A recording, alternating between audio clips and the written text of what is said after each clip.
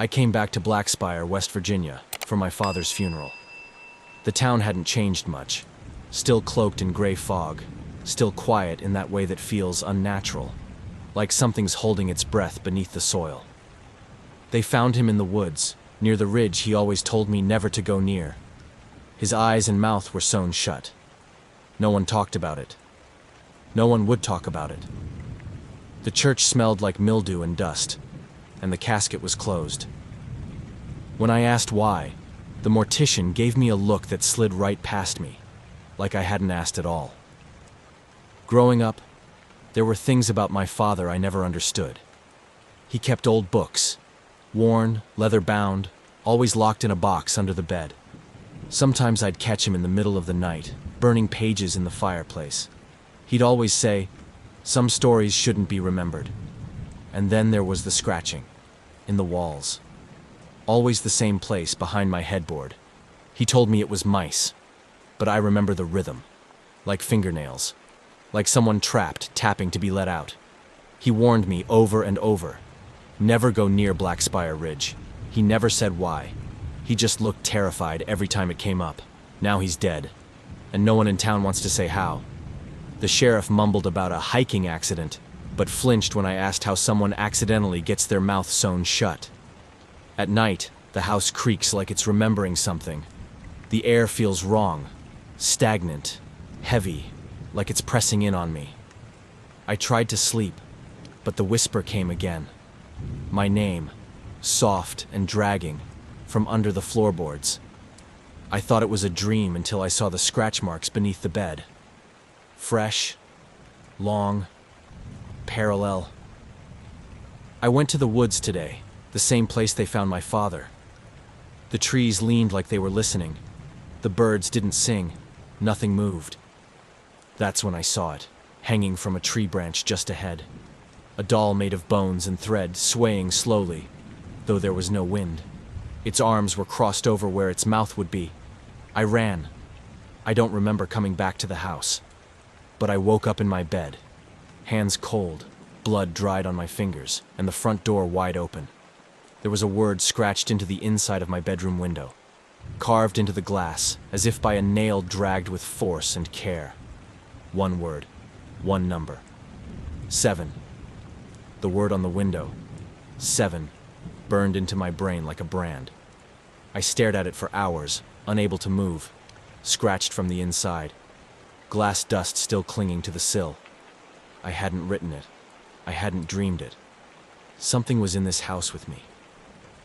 I buried myself in my father's old study that morning, the smell of dust and scorched paper still clinging to the curtains. I found nothing but ashes in the fireplace, burned down corners of books that once held something. Maybe truth, maybe warnings. I don't know.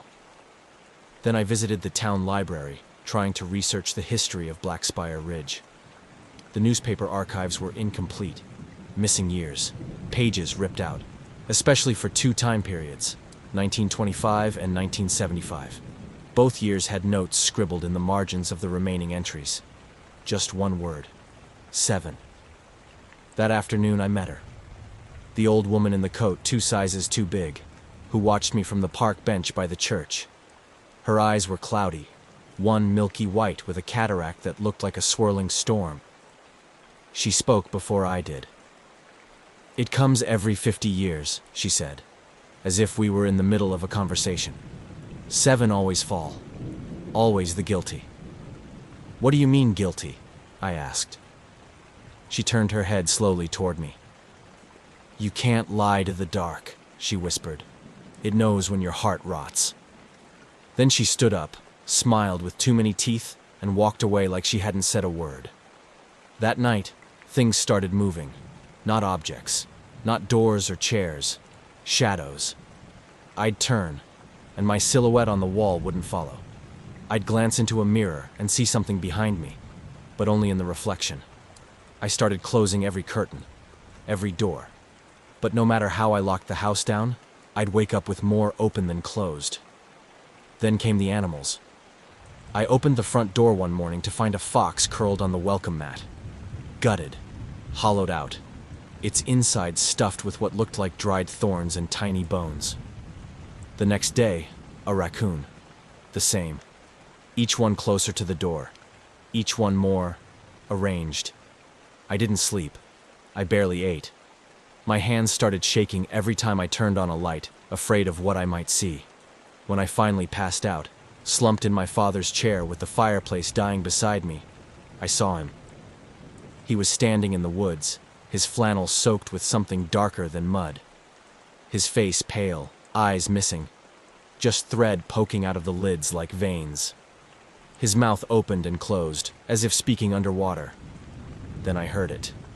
A single word, rasped like wind through broken glass. Ahanu. I woke up choking, coughing, blood in my mouth. And there, resting gently in my lap, was my father's old journal. I hadn't seen it since I was 12. The binding cracked as I opened it, and a single torn page slipped free, fluttering like a dead leaf. On it, drawn in something that flaked like old rust but smelled like copper, was a spiral. 7 points, all sharp, all bleeding, all waiting. I heard about Harlan Briggs the same way everyone else did, through whispers that broke like static on the wind. The story changed with each voice. Drug overdose, suicide, bear attack. But when I saw the look in Marcus's eyes, I knew. The real story was far worse. I hadn't seen Marcus in years. Once my best friend, now a deputy with a badge he never seemed comfortable wearing. He met me outside the morgue, arms crossed tight like he was holding something inside. He didn't let me in. He didn't have to. They found him in his shed, he said, his voice too flat. Body was twisted, like every bone had tried to turn itself inside out, and his eyes... He stopped, then swallowed hard, his mouth, both sewn shut. A cold, thick silence filled the space between us.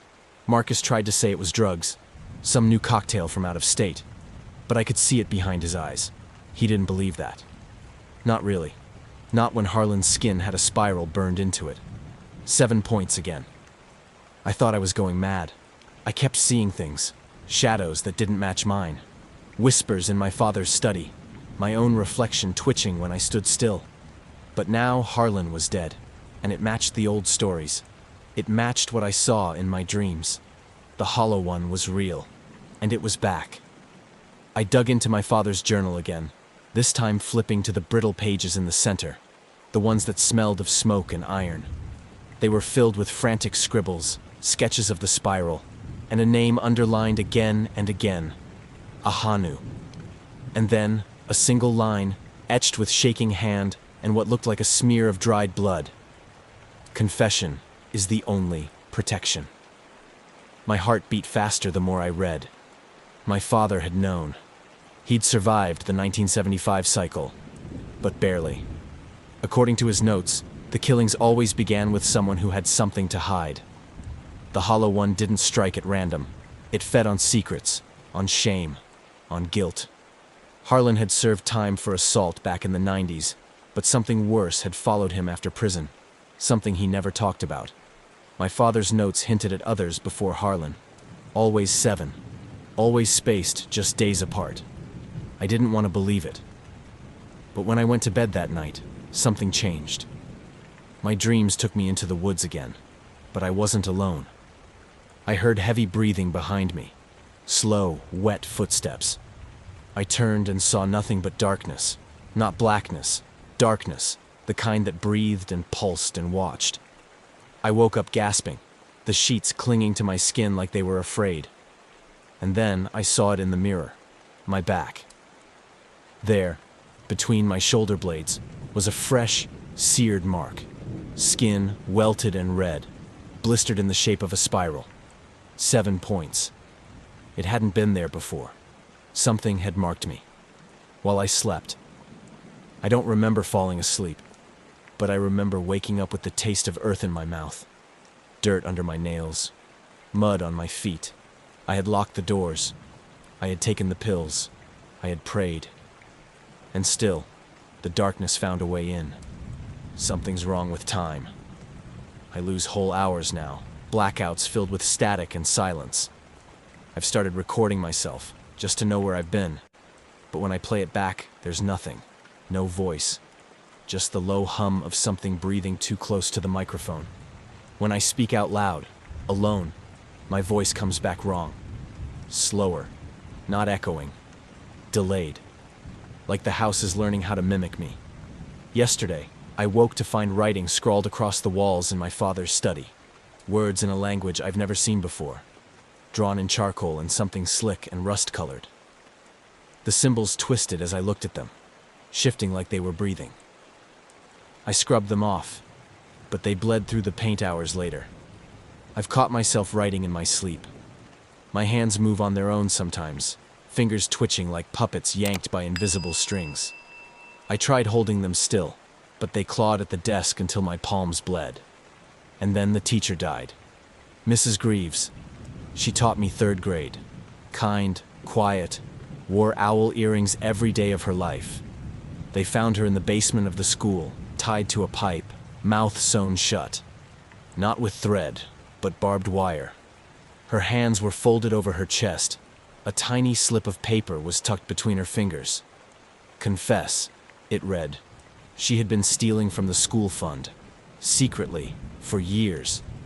Another one marked, another one taken. It wasn't random. It never was. I went to the library for answers, desperate, wild-eyed. I cornered Margaret Cole behind the front desk, old, shriveled Margaret who never missed a single day of work, who always seemed to know what book I'd need before I asked. "You knew," I said. "Didn't you?" She didn't deny it, just nodded once, slow and tired. "My family brought this here," she said. "The Vrykers. We came over from the Netherlands in 1691. We carried it across the sea. We didn't know what we were carrying, but it knew. It waited. It learned how to feed." I stared at her, heart in my throat. "What is it?"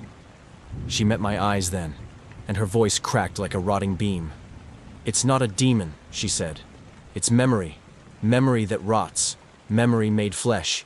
It doesn't punish. It reminds. It forces you to carry the things you buried, the things your blood buried.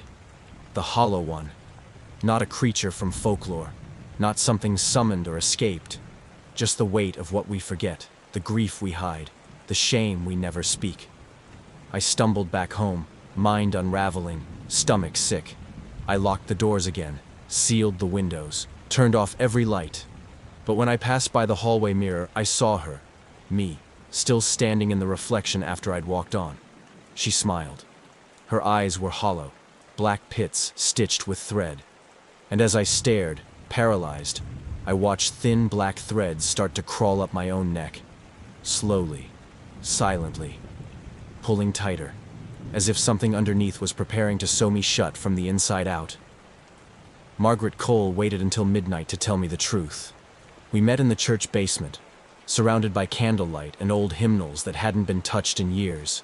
She held a bundle wrapped in wax cloth, papers, sketches, maps, and a fragment of obsidian that pulsed faintly in the dark like it remembered blood.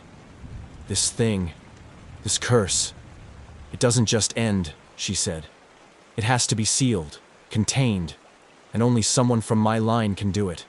But I'm too old, too weak. You're the last." I wanted to laugh, to run, but I didn't. Somewhere deep in my gut I knew. I'd known all along that this thing wanted me for more than just grief. To end it, she said, I had to go where the Hollow One was first born into flesh, the Silver Creek Mine. That's where they buried the bones of the Shawnee shaman, Ahanu. That's where the original guilt took root, and with it, the obsidian dagger forged in the fire of his death. I told Marcus. I didn't think he'd believe me, but he did. Maybe because he'd seen too much already. Or maybe because something in him knew he was next. We left just before dawn, armed with nothing but flashlights, rope, and the map Margaret had drawn by hand. The Silver Creek Mine was collapsed decades ago, a ghost in the woods, its entrance hidden beneath years of moss and rot. But we found it, and we went in. The air changed almost immediately. Cold, thick, stale with the stench of iron and mildew. The walls were slick. The floor crunched beneath our feet. Not with stone, but with bone shards and teeth scattered like gravel. The deeper we went, the more the mine seemed to shift. Angles warped. Tunnels twisted. I couldn't tell if it was just the light or if the mine itself was trying to swallow us. There were messages scrawled on the walls, ancient and recent. Some in blood, others in charcoal. But one phrase repeated over and over. It knows who hides. We passed skeletons, some recent, their limbs bent backward like they'd died clawing at the walls. Others so old they'd turned to dust the moment our breath hit them. One held a broken mirror, another clutched a Bible. All of them were posed in prayer, or in shame. And then we reached it, the final chamber. Ahanu's body was still there, perfectly preserved in death. His mouth sewn shut, his fingers folded around the obsidian dagger. Spirals covered the walls, 7 points each, carved deep into stone. The symbols bled with a light that flickered like candle flame. We should have left the moment we saw it, but we didn't. The Hollow One was waiting. It didn't crawl from the darkness. It was the darkness. A massive silhouette made of writhing shadows, stitched with faces. Every inch of it breathed guilt, regret, pain. Its arms dragged along the ground, fingers scraping stone, twitching with hunger. Marcus tried to run, but the shadows caught him. They peeled him open, not physically, but spiritually. The Hollow One exposed everything he'd buried. A girl from 10 years ago, a lie to cover up an overdose, a body dumped in the river and never found. He screamed, and screamed, and screamed, until he didn't. I grabbed the dagger. My hand burned the moment I touched it. I turned and drove it into the Hollow One's chest, or what should have been a chest. It didn't die. It laughed. Its voice poured into my head, colder than the air in that chamber, slick as oil. You must speak, or I will keep feeding. And just like that, it vanished. Marcus was gone. There was only me, and the dagger, and the echo of my own unspoken sins pressing against the walls, waiting. The sun never truly rises over Blackspire Ridge. Not anymore. The light that breaks over the hills feels thin, washed out, like it's scared of what waits in the trees. I didn't sleep the night after the mine. I couldn't. Marcus's screams still echoed through my skull, tangled with the Hollow One's voice. You must speak, or I will keep feeding. I wanted to run. I wanted to bury the dagger deep in the earth and pretend none of this ever happened. But the spiral on my back burned like a fresh brand, and every time I closed my eyes, I saw the faces of the dead, sewn, twisted, silently screaming. Margaret didn't leave the church basement. She was dying now, slow and brittle like the last leaf clinging to a winter branch. The blood is yours now, she whispered. Only you can end it. But confession must come first. Not just yours, all of it. All that your family buried beneath silence. She handed me a scroll, brittle and dark with age, wrapped in red twine. Inside it were words in the old tongue, not Latin, not any language I knew. But when I looked at them, I remembered them. They weren't learned. They were inherited, like a scar. I went to the town council. I thought they'd want to help. I was wrong. They didn't want the curse lifted. Not really. Some of them had benefited from the silence. Others were just afraid. A few were ready to kill to keep the past buried. They said I was cursed, possessed, insane. I left with a bruised lip and a fractured rib. But I kept the scroll. I kept the dagger. And I walked. Alone, with the wind shrieking through the pines and the fog curling around my feet like fingers. I followed the old deer path through Blackspire Ridge, past the hanging doll, past the spot where they found my father. The shadows were restless. They slithered through the branches, darted across the trail. I heard them whispering names, mine, Marcus's, Harlan's, my father's. Each one spoken with hunger, each one heavy with accusation. When I reached the mass grave, the air changed. It was colder, sharper, like the world had taken a breath, and decided not to exhale. The soil was loose, uneven, swollen with centuries of buried wrongs. Bones jutted through in places like fingers reaching for absolution, and they were waiting. I drew the spiral in the dirt with the obsidian dagger. 7 points, just like in the journal. The moment the circle closed, the wind stopped. Not a pause. A vacuum. Like the earth itself was listening. I opened the scroll. My mouth moved on its own. The words poured from me like they'd been waiting for generations to be spoken aloud. With every phrase, the shadows around me thickened. Figures emerged. Dozens of them. Some missing eyes, others mouths. Some holding their own throats as if to silence themselves forever. All of them victims. All of them witnesses. As I neared the end, the ground began to split. Cracks tore through the dirt, opening wide as skeletal hands clawed their way from below, grabbing my ankles, pulling at my legs. The dead didn't want vengeance. They wanted truth. I screamed the final line. The earth roared. The shadows twisted. And then I felt it. Behind me. A presence taller than the trees, heavier than the mountain. The Hollow One had come. It wasn't hiding anymore. It was whole now.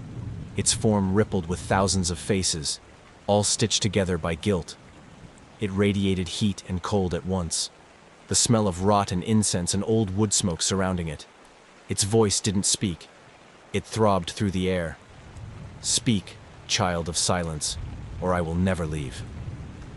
I turned to face it, dagger in hand, words trembling on my tongue. I was ready. But it was too late to whisper. This was the part where I had to scream. The Hollow One towered above me, its limbs a mass of writhing shadow and stitched faces, its presence pulling the light from the air. I couldn't move, couldn't breathe.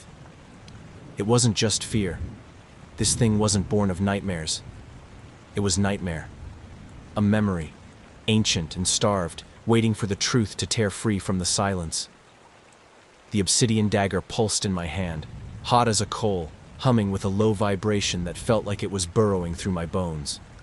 The spiral beneath me, drawn in dirt, blood, and ash, shimmered like a mirror reflecting every face I'd ever seen vanish. The wind shrieked through Blackspire Ridge, and the figures of the dead encircled me, those the Hollow One had consumed. Harlan, Mrs. Greaves, Marcus, my father. Their hollow eyes watched, waiting, and I began to speak. The words weren't mine, not at first. They came from a place deeper than thought, scraped from the marrow of my family's sins. We came here with stolen land beneath our feet, I whispered, voice shaking. My bloodline took from the Shawnee. We desecrated Ahanu's grave. We made a pact in silence, to never speak of what we'd done, to bury it and pretend the soil didn't remember. The Hollow One let out a sound, not a roar, but a wail, as if 1,000 voices cried out at once from within its chest. The trees bent inward, the earth trembled. We watched men die, we let children disappear. We swallowed guilt like wine and passed it down like heirlooms, I said, louder now, the air thick with the taste of copper. My father tried to stop it. He failed. And I let him die thinking it was too late. The shadows writhed. The spiral beneath my feet ignited with a red glow, like blood catching flame. The Hollow One stepped forward, each movement cracking the ground, but I didn't stop. I screamed now. I remember what we did. I remember the fire. I remember the hands begging to be pulled from the mine. I remember everything. The Hollow One reached for me, its arm a ribbon of shadowed guilt, stitched with the sins of generations. But it stopped, froze. The spiral flared white-hot, and the dagger in my hand pulsed one last time. I dropped it into the center of the spiral. The ground opened, swallowing it whole. The Hollow One screamed again, but this time it wasn't rage. It was release. Its body cracked, shattered. The stitched faces broke apart like brittle masks. Shadows peeled from its form like leaves in a storm, carried upward in a cyclone of silence. And then, nothing. Stillness. No birds, no wind, no sound. The sky was clear. The ridge no longer breathed like a wound. The figures of the dead were gone. I was alone, and yet not. Because as I turned to leave, I saw something rise from the center of the broken earth. A stone, smooth, freshly formed. On its face, a spiral. But this one had 8 points. The 8th was still raw, still red. A wound instead of a line. I stared at it, the weight of everything pressing into my chest. The hollowing wasn't about revenge. It was never about punishment. It was about remembrance, about what we hide, what we pass on, and what festers when truth rots beneath the ground. And memory. Memory never dies. I walked away from Black Spire Ridge for the last time, but I knew it watched me go.